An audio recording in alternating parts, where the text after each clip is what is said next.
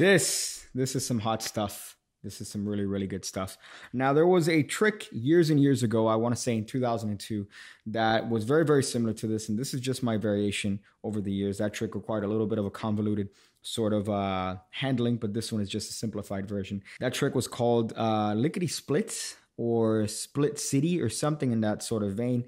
It was from School of Hard Knocks, a 2002 DVD. As a matter of fact, one of my favorites and one of my first. So this is just a variant on that trick. So for that, you're going to need a 4. In this case, we're going to use the 4 of clubs. And actually, believe it or not, I don't know if you know this, but cards are comprised of paper that are smashed together. So in this case, a 4 is actually comprised of 2 2s. I don't know if you're aware of this, sir, but all the cards are like this. As a matter of fact, they just hide it in their secret magic manufacturing plant. But you could actually slap the cards out of it. So if I take the 2s and I just give a little bit of a PG slap, actually I got to give it a rated R slap. And you notice what happens is that the cards actually come undone. Now, what's interesting is that if you actually take the cards and apply a little bit of heat, just like this, through my hands, we could actually take those aces and, we'll fuse them back into one card. That's right, the 4. Oh boy, So this is just a very, very simple handling of that original trick. And it's actually one of my favorite little bits to do with a deck of cards, just because it's visual and allows you to get engaged into the story. So for this, you need a little bit of a setup. You need a 4, any 4. I like to use 2 off-colored 2s.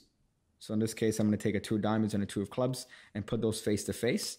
Next, I'm going to take the 4 aces, and they are face down on top of the deck. So the setup from the top, a 4, a 2, a face up 2, and then the 4 aces.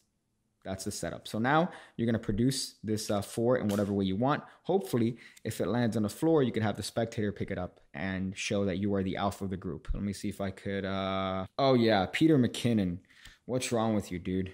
But while you produce the 4. In this case, I'll do it in a more simple way. You produce the 4. You're actually going to be getting a break underneath the second card from the top of the deck. Now, this is very easy because the cards are bent. In this case, the 2 of diamonds is face up. There should be a little bit of a bend there because that card is facing the other way. So what that allows you to do is to just pull up with your thumb and get a break easily under that 2. So in that case, you're going to get a break underneath the second 2 from the top of the deck as you show the 4. Now, when you place the 4 back on top of the deck, you're going to do this very wonderful split move, which is actually very, very simple to do, but very, very pretty.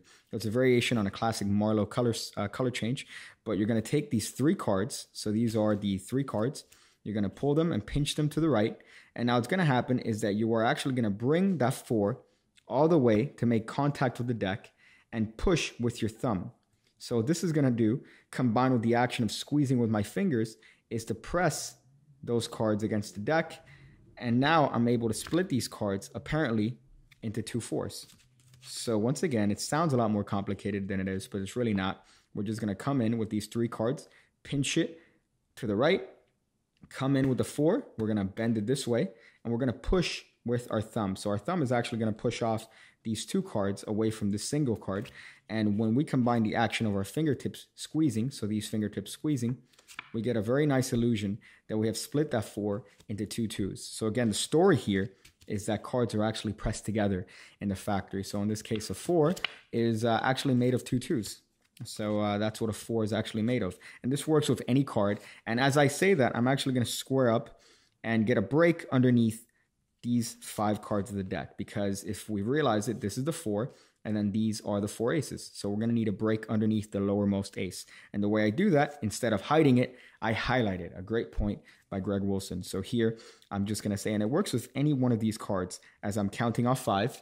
So now I square this up and I get a break underneath these 7 cards. And now I'm going to do the classic little Louis Siminoff flippant move. Now I'm doing it. So I'm combining the action of the Louis Siminoff flippant move with a slap of the right hand. This is something that I taught in a previous video, but you see that when combined, it gives a very, very compelling illusion that you have slapped those 2 2s and changed them into the aces. So all that's happening there is that I'm doing the Louis Siminoff flippant move, which is just dropping your hand. You have a break. You're dropping your hand, which is going to put air between all these cards. and it's going to flip these cards over on top of the deck. Now, that's going to take some practice. However, that is well within your range of skills as a magician. So one more time, you have a break underneath the lowermost ace. You're going to come in with your right hand and you're going to slap it and time it so that when the cards flip over, you've hit it with your right hand. So at speed, it just looks like that. This is Ron DeSantis personally calling to ask you for your vote. So at speed, the move looks like you're slapping the twos and changing them into the aces. So now, when you spread the aces, you're going to spread them off just like this, being careful not to spread off the last ace because there is a 4 behind it. But that's actually going to be to your advantage because once again, because of the bevel of the cards, you're going to be able to lift up on the ace and actually be taking 2 cards as one. So it's going to facilitate the action of getting a break underneath that 4. So at speed, you're just going to show all the aces, keeping track not to show the card behind the ace.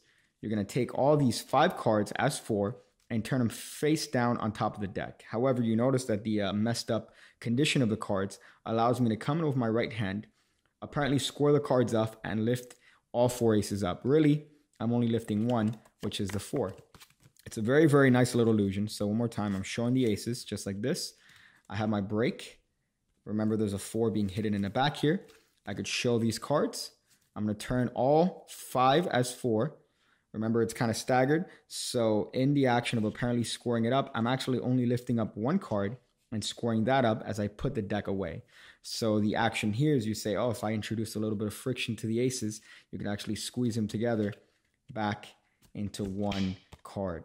And of course, you show the 4 spot, and everyone is peeing their pants because it's a very, very visual sort of split routine.